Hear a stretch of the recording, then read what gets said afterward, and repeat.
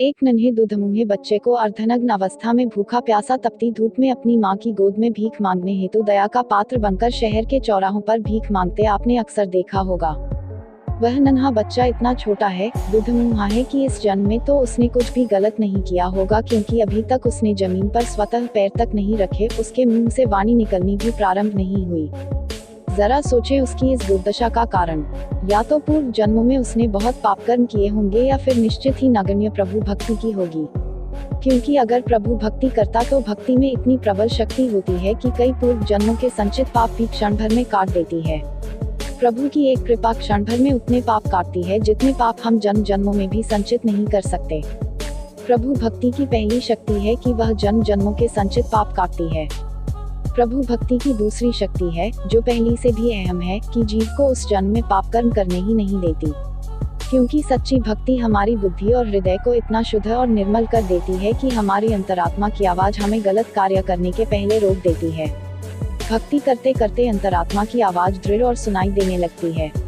अंतरात्मा की आवाज सुनने और मानने से वह और बुलंद होती चली जाती है।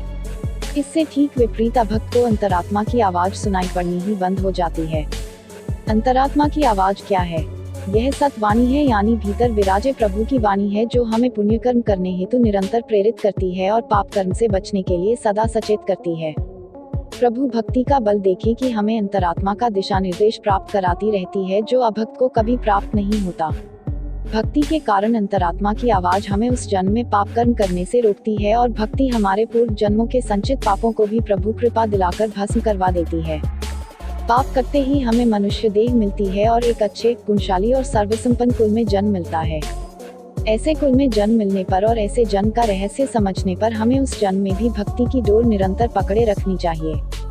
क्योंकि ऐसी अवस्था में जहां भक्ति ने हमारे संचित पापों को प्रभु कृपा दिलाकर क्षय करवाया हो, जिस कारण हमें मानव देह और उत्तम कुल मिला हो, अगर हम फिर से अपनी भक्ति को प्रबल करते हैं, तो उस जन्म में हमारे द्वारा होने वाले पाप कर्म से भी भक्ति हमारी रक्षा करती है। भक्ति हमारी अंतरात्मा की आवाज को प्रबल करती है, जो हमें गलत कार्य करने से रोकती है। भक्ति मानव जीवन को परम ऊंचाई प्रदान कराती है, और यहाँ तक कि प्रभु साक्षात्कार भी करवा देती है, जिससे आवागमन से सदैव के लिए मुक्ति मिल जाती है। मानव जीवन का एकमात्र लक्ष्य भी यही है। इसलिए अगर हमारा जन्म प्रतिकूलता में हुआ है, जैसे गरीब परिवार, अभाव इत्यादि, तो हमें उसे सुधारने हेतु, संचित पाप काटने हेतु और अंतरात्मा की सही आवाज सुनकर अभाव के कारण पाप कर्म से बचने हेतु प्रभु भक्ति करनी चाहिए। अगर हमारा जन्म अनुकूलता में हुआ है, जैसे संपन्न परिवार, वैभव इत्यादि, तो हमें प्रभु के प्रति कृतज्ञता ज्ञापन हेतु, इस जन्म में और ऊंचाइयां पाने हेतु, सिद्धांत और जीवन मूल्यों की ऊंचाई, पुण्य अर्जन से ऊंचाई, न कि कोरी धन संपन्नता की, ऐशो आराम और शान शौकत की दिखावटी ऊंचाई, और अंतरात्मा की सही आवाज सुनकर धन संपन्नता के मद में पाप कर्म से बचने हेतु प्रभु भक्ति करनी चाहिए। इस जन्म की प्रतिकूलता में यह मानना चाहिए कि पूर्व जन्मों में प्रभु भक्ति के अभाव के कारण, प्रभु कृपा से वंचित होने के कारण ऐसा हुआ है। इसलिए तीव्र प्रभु भक्ति करके इस जन्म में इस प्रारब्ध को सुधारना चाहिए। इस जन्म की अनुकूलता में यह मानना चाहिए कि पूर्व जन्मों में प्रभु भक्ति के प्रभाव के कारण, प्रभु कृपा द्वारा सिंचित होने के कारण ऐसा हुआ है। इसलिए तीव्र प्रभु भक्ति से इस क्रम को बनाए रखना चाहिए।